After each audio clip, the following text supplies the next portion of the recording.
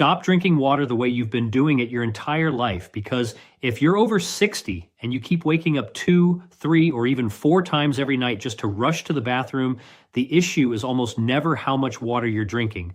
The real problem is when you're drinking it, how you're drinking it, and what your body is dealing with alongside it. And surprisingly, almost no one has ever properly explained this to you. Not your doctor, not the bottle label, not even the general health advice you've heard for years until now. My name is Dr. William Lee. I've spent decades in urology and vascular medicine, and I want to tell you something nobody else will say directly. What's stealing your sleep isn't your age. It's a pattern, a fixable, predictable pattern I've watched destroy the quality of life for thousands of otherwise healthy, sharp, active, older adults. One sleepless night at a time. Here's what makes this urgent. A landmark study from Leiden University Medical Center tracked over 18,000 adults aged 60 and above. Nearly 72% woke up at least twice a night to urinate, a condition called Nocturia. But the real damage wasn't the inconvenience. These individuals faced a 47% higher risk of dangerous falls, a 38% rise in depressive symptoms, and lost an average of 1.5 hours of deep sleep every single night. That's not a minor annoyance.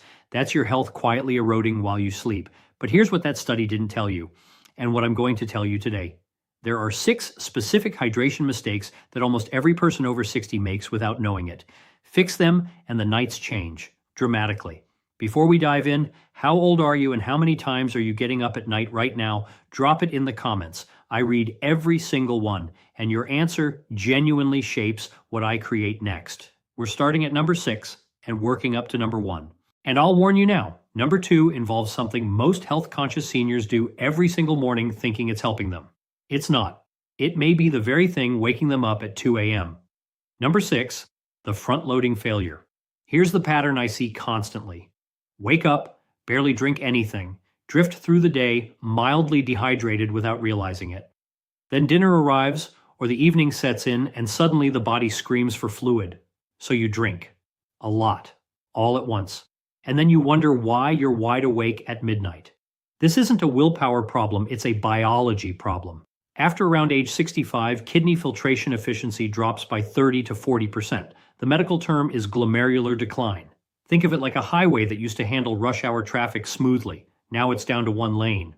When you flood that system with a large volume of fluid late in the day, it can't process it in real time, so it holds it. And then, like clockwork, at 11 p.m., midnight, 1 a.m., your body catches up and your bladder sends the signal. The fix is simple, but you have to commit to it. Shift 60 to 70% of your daily fluids to before 2 p.m. Researchers at the University of Copenhagen found that seniors who made this one change reduced nighttime bathroom trips by 43% in just 3 weeks. Margaret, a 71-year-old retired teacher from Pennsylvania, came to me after 2 years of waking up 4 times every night. She was exhausted to her core, afraid to even go to bed. We changed nothing except when she drank water. 3 weeks later, she was down to 1 trip per night. 6 weeks later, some nights, she had none. She told me she felt like herself for the first time in years. That's not medication. That's timing. Number 5. The bedtime glass myth. You've heard this advice your whole life. Drink a glass of water before bed. Good for your heart. Prevents dehydration. Reduces stroke risk. And while there are specific medical situations where this matters, for most people over 65, that bedtime glass is quietly sabotaging your sleep. Here's the physics of what happens when you lie down. All day long, gravity has been pulling fluid towards your legs and feet. That mild ankle swelling many older adults notice by evening, that's it. The moment you go horizontal, that pooled fluid starts moving back up through your circulatory system. Researchers at Johns Hopkins found that in adults over 70, lying down can redirect up to 300 milliliters of fluid back toward the kidneys within just 90 minutes. Your kidneys are already dealing with that internal flood. Now add a full glass of water on top of it. You've just created a perfect storm. Around 1 or 2 a.m., the processing catches up and your bladder wakes you up. The solution isn't to go to bed thirsty. Mild dehydration creates its own problems with circulation and blood pressure. The solution is to shrink the portion and swap the container. Keep a small 3 to 4 ounce cup by your bed instead of a large glass or bottle. You'll sip less automatically without needing willpower. That one environmental change consistently outperforms every reminder or mental note my patients have ever tried. Number 4, the mineral gap. Nobody talks about. Most people think hydration is about water volume. Drink enough, stay hydrated. Simple. But that's only half the equation, and missing the other half may be why your bladder feels urgent even when it isn't full. The missing piece is magnesium. As we age, magnesium levels decline, both because dietary intake drops and because gut absorption becomes less efficient. The National Institutes of Health estimates that 60 to 70% of older adults aren't getting enough. And here's why that matters for your sleep. Magnesium directly regulates the detrusor muscle, the muscle that controls your bladder. When magnesium runs low, that muscle becomes hyperactive. It contracts before the bladder is actually full. Your brain gets a false alarm. You feel urgency that isn't real. A clinical trial from the University of Bristol showed that women over 60 who supplemented with magnesium cut their nighttime urination episodes by more than 50% in just a few weeks. Now here's where your water habits connect to this directly. Most filtered or heavily processed water has had its minerals stripped out. You may be drinking plenty of fluid, but delivering almost no magnesium to the muscles that need it. Hydrated in volume, deficient in function. The practical fix: consider natural mineral water earlier in the day, or a doctor-approved magnesium supplement taken with breakfast to maximize absorption. It's not complicated. It's just a gap most people have never been told to close. Number 3. The healthy evening drinks that aren't. This one surprises people the most because it's not about bad choices. It's about good choices made at the wrong time. I have patients who are incredibly disciplined. They've cut out alcohol, they've ditched soda. Instead, they drink herbal teas, coconut water, sparkling water, lemon-infused water. Everything sounds clean and healthy, and yet they're still waking up 2-3 times a night. Here's what's happening. After age 70, the bladder lining gradually loses its protective mucosal layer, the buffer that shields it from irritation. When that protection thins, things that never bothered you before start triggering urgency signals. Citric acid from lemon or orange infusions. The carbonation in sparkling water increasing internal bladder pressure. Hibiscus or high-dose vitamin C in herbal teas. Mild irritants in a younger person. Bladder alarms in an older one. Robert, a 74-year-old retired engineer from Arizona, was the picture of health discipline. Every evening, green tea with lemon and a splash of apple cider vinegar. Something he'd read was excellent for digestion. He was waking up 3 times every night and assumed it was inevitable aging or a bladder condition. We eliminated every evening drink except plain warm water for 2 weeks. Nothing dramatic, no medication, no tests. His nighttime trips dropped from 3 to 1 almost immediately. The drinks weren't bad, the timing was. After 5 p.m., the simpler your beverage, the quieter your night. If you want something warm, chamomile is your best option. Research from Nagoya University found it actively reduces bladder muscle activity, calming urgency rather than triggering it. Number 2, the morning glass that's ruining your night. Here it is. The habit almost every health-conscious senior does every morning, completely convinced it's the right thing to do. You wake up. You've gone 7, 8, maybe 9 hours without water. So you do what every wellness article, morning routine video, and well-meaning friend has told you to do. You drink a big glass of water immediately. Cold, full, fast. It feels responsible. It feels healthy. And it's quietly disrupting your hormonal balance for the entire day.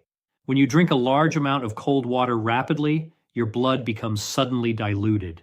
Your kidneys respond by flushing the excess out fast. You'll notice a strong urge to urinate not long after. That part seems harmless. What you don't see is what happens next. That sudden fluid surge disrupts antidiuretic hormone, ADH, the hormone that tells your kidneys how much water to hold versus release throughout the day. And when that hormone rhythm gets thrown off in the morning, the imbalance doesn't fix itself at noon, it carries forward. Research from the University of Tokyo's Department of Nephrology showed that older adults who sip water slowly in small amounts maintain significantly better hormonal fluid regulation throughout the day and produce far less unnecessary urine in the evening. The fix is not complicated. Don't stop drinking water in the morning. Just slow it down. Keep a small cup nearby and sip gradually over 20 to 30 minutes while you make breakfast Open the windows, start your day. Then a second small cup about 30 minutes later. Warm or room temperature water works better than cold. It's easier on the aging digestive system and creates less of a stress response. You're not drinking less, you're drinking smarter. And that difference, compounded over a full day, changes what happens at midnight. Number 1, the 2-hour cutoff and the afternoon window. Everything we've covered leads here. This is where timing, hormones, and kidney rhythm come together into one strategy that consistently produces the biggest results. Here's the core problem. In younger adults, a hormone called arginine vasopressin, your antidiuretic hormone, rises at night. It signals the kidneys to slow down urine production so you can sleep uninterrupted. After 60, that nighttime signal weakens. Research from the University of Amsterdam shows the suppression of nighttime urine production can drop by more than 30% in older adults. Your kidneys don't slow down at night the way they should. They keep working, so you keep waking up. This condition, nocturnal polyuria, is not primarily a bladder problem. It is a timing and hormonal rhythm problem, and you can influence it through when you drink. The strategy has 2 parts. First, establish a firm fluid cutoff 2 hours before bedtime.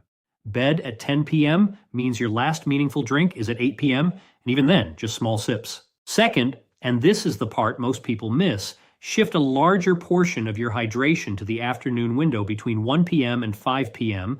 This is when your kidneys are most efficient, your circulation is most active, and your bladder is most responsive. Your body can handle volume then in a way it simply cannot at night.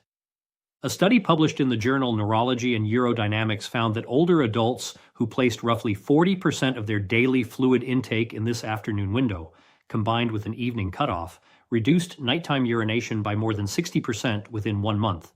To amplify the effect, pair your afternoon hydration with potassium-rich foods like banana, cucumber, or yogurt.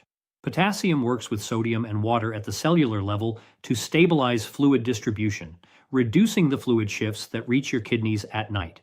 When you pull all 6 of these principles together, a pattern becomes undeniable.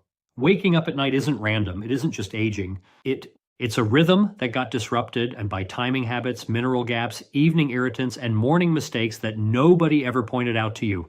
I've watched people who woke up 4 times a night reclaim their sleep without a single medication. Not because they found a miracle, but because they finally understood how their body actually works at this stage of life. Sleep isn't something you surrender to age. It's something most people can recover by correcting simple biological timing mistakes they were never taught to see.